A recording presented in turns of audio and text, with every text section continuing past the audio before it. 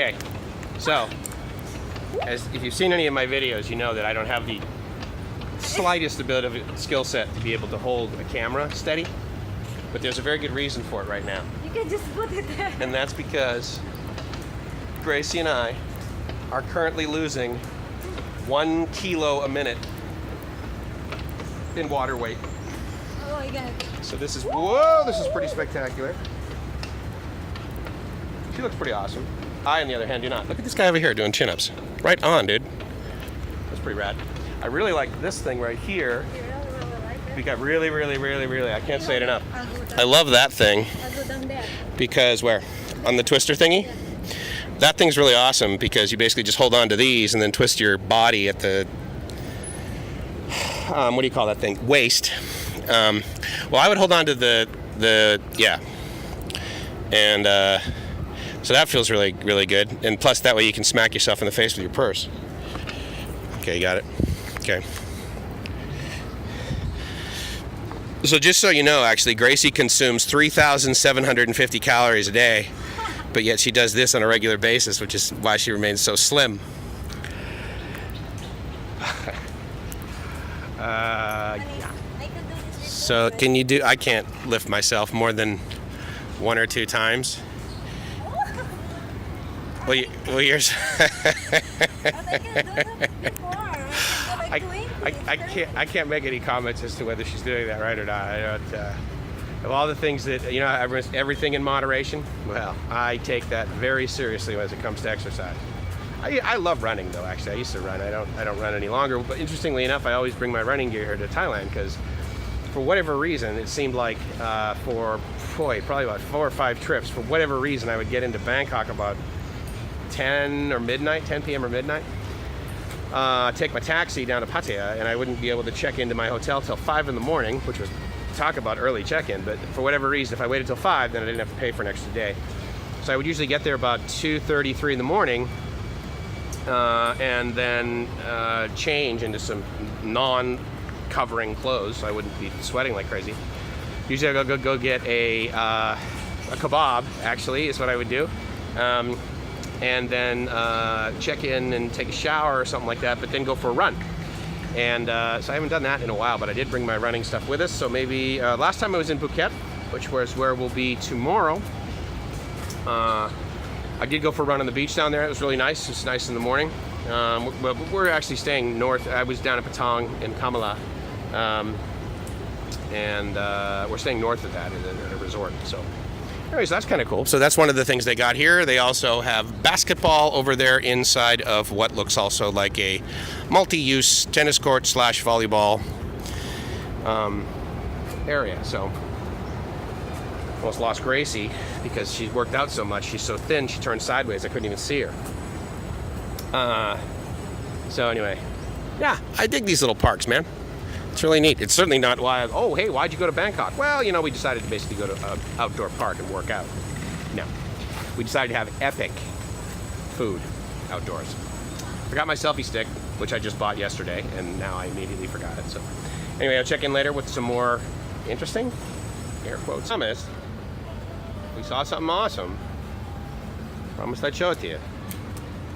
So you can be the judge, but it's interesting, kind of. Oh, and so if you recall, those buildings over there are the ones that are on the other side, BenChaSiri Park. And so those are those 4 helipad tower buildings. So we're on the other side of that. And much smaller park. It seems like we're going to smaller and smaller parks. So first we were at Lumpini and then BenChaSiri, and now this one, whose name I still don't know. Oh, you know what? And it's right next to this other Marriott. That Marriott over there is amazing. It's got to have like 10 floors of parking, actually. This is really cool. Some more workout stuff. Right next to Emporium. What? Not sure what this is, but cool. Digging it. So so let me show you the Marriott. The Marriott's massive. It's Holiday Inn, one of it's kind of funny too, right? Because there's probably like, I think there's at least 4 Marriotts just along Sukhumvit. I stayed at the JW. We were at the Marriott basically over by Thong Lor, which is where Octave Rooftop Bar is. That's the Marriott Marquis, which is massive. Look at the size of that parking structure. There's a Holiday Inn, I believe, Holiday Inn Sukhumvit 31. I think where we are.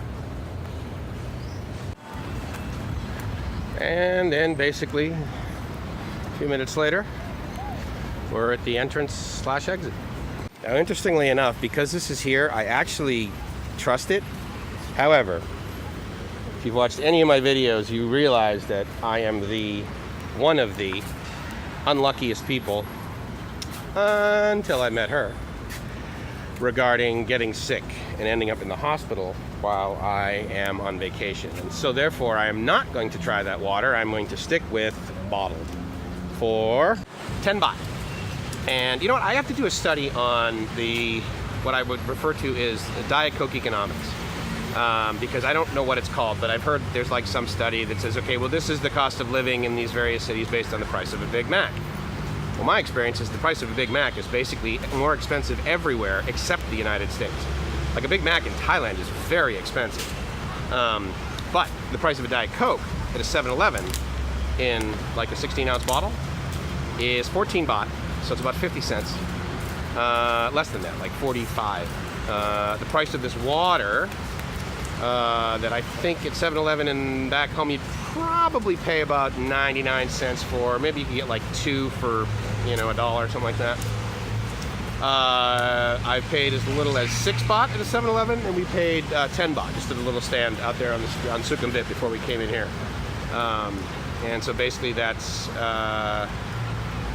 baht is 20 cents, 10 baht is about 30 cents for bottled water. And considering, bottled water in the United States, some of it sells for, I get it was Fiji, so I get it, it's more of a designer water, but I paid $12 for a bottle of Fiji at my silly hotel in Las Vegas, which actually we won't be back to that hotel. We'll be going back to Wynn in December for a conference that I have there. So anyway, so we've left the park, and I've got to find the name of it. Let me just show you a map here of it, though. So this is actually one more reason why I'm unable to tell you the name of this place, is that everything is in Thai. Yeah, I really need to learn Thai. But this is also a neat statue here.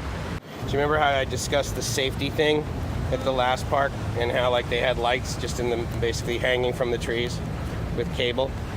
Well, there's this statue, and there are these lights in complete working order, in excellent condition. Now, I don't know, for all I know the bulbs are burned out, but the point is that no one's done any damage to them, and they illuminate this statue at night. And there's no cages around them, and if a child were to drive his bicycle up to it, then you would say, hey kid, don't do that.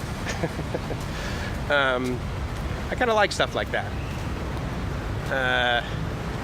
So anyway, so that's kind of neat. And this is where we just were. So, I suppose you could refer to it as Pigeon Park. But, oh, and this guy right here has amazing fruit, actually. I got some pineapple, and Gracie got some, actually the real entertaining thing would be for me to cover you in honey and then throw a whole bunch of bird seed at you and then have you just walk through all of these pigeons. So that, you know what's interesting? This guy here with the food, he didn't get pooped on once. But you walk by a pigeon without food, and you are a target.